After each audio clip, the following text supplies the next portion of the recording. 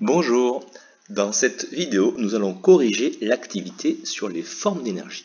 Et la première question va porter sur le nom des formes d'énergie qui existent. Alors il faut savoir qu'en physique, il y aura 7 formes d'énergie à connaître. La première de ces formes, c'est l'énergie chimique. C'est l'énergie qui est contenue dans les molécules, par exemple des produits chimiques, comme ici ceux du laboratoire, mais aussi dans les molécules des aliments, par exemple. Donc ces molécules contiennent de l'énergie, et quand on mange un aliment, notre corps va recevoir cette énergie, et cette énergie elle est sous forme chimique dans les molécules des aliments, par exemple. Deuxième forme d'énergie, énergie électrique, transportée par le courant. Les objets en mouvement ont aussi une énergie en eux, liée à leur mouvement, qu'on appellera énergie de mouvement, tout simplement. Il y aura un nom plus complexe en troisième, mais pour l'instant, énergie de mouvement. Donc cette voiture est pleine d'énergie. D'ailleurs, on le sait bien, si on met un mur en face, ça va créer un accident avec beaucoup de dégâts. C'est cette énergie de mouvement qui va créer ces dégâts derrière.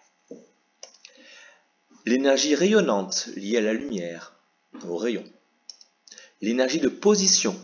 Quand on monte, dès qu'on est en hauteur, on acquiert une énergie de position.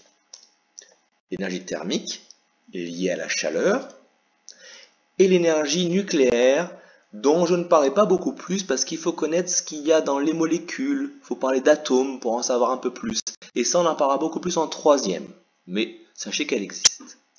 Voilà nos 7 formes d'énergie.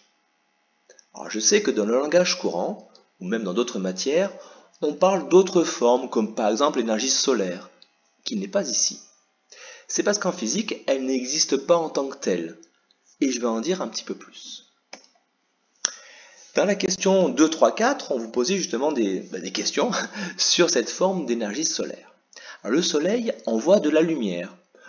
Et il y a un autre objet dans votre chambre qui envoie aussi de la lumière, tout simplement. C'est une lampe de chevet, par exemple. Et on parle d'énergie solaire pour la lumière du soleil. On ne parle pas d'énergie solaire pour la lumière de la lampe de chevet. Simplement parce que solaire, ça veut dire soleil. Et donc, l'énergie de lampe de chevet, elle ne vient pas, elle, du soleil, donc elle n'est pas solaire. Tout simplement. Et pourtant, ce sont les mêmes énergies, c'est la même lumière. Donc il y a quelque chose qui ne va pas quand même. Alors, cherchons le point commun entre la lampe et le soleil. Donc c'est la lumière, et ce sont surtout les rayons de lumière. Les deux envoient des rayons de lumière. Donc il est plus exact et plus général de parler d'énergie rayonnante. Il est lié aux rayons de lumière. Et dans ce cas-là, le soleil envoie de l'énergie rayonnante et la lampe envoie de l'énergie rayonnante. Le problème est résolu. Donc en physique, plus d'énergie solaire, énergie rayonnante. Alors essayons de comprendre maintenant le fonctionnement de deux appareils, des panneaux photovoltaïques et une éolienne.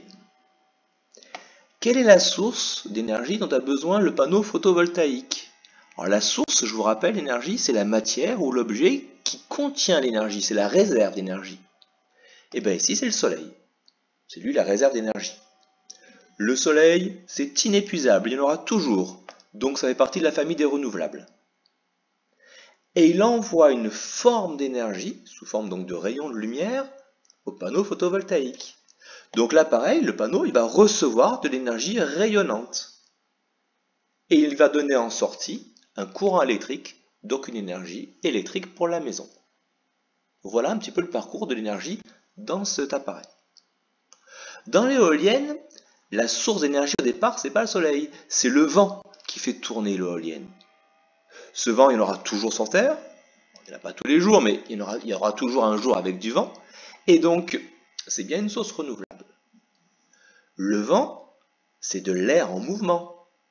Donc l'énergie contenue dans le vent, c'est de l'énergie de mouvement.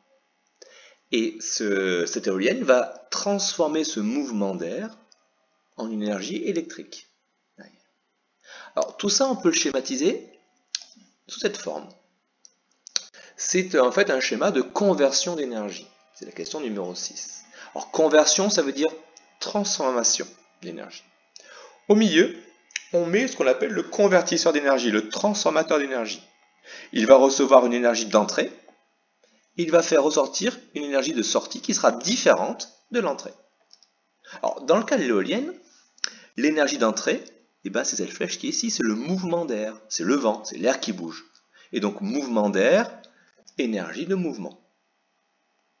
Et ce qui sort, c'est un courant électrique, donc on a bien une énergie électrique qui ressort. Et ce qui va transformer ça, c'est l'éolienne, d'accord? Ou plus précisément, l'alternateur qui est dans l'éolienne. Donc on peut écrire l'un ou l'autre. Voilà, j'espère que cette vidéo vous aura aidé à mieux comprendre l'activité sur les formes d'énergie. Bonne journée à vous!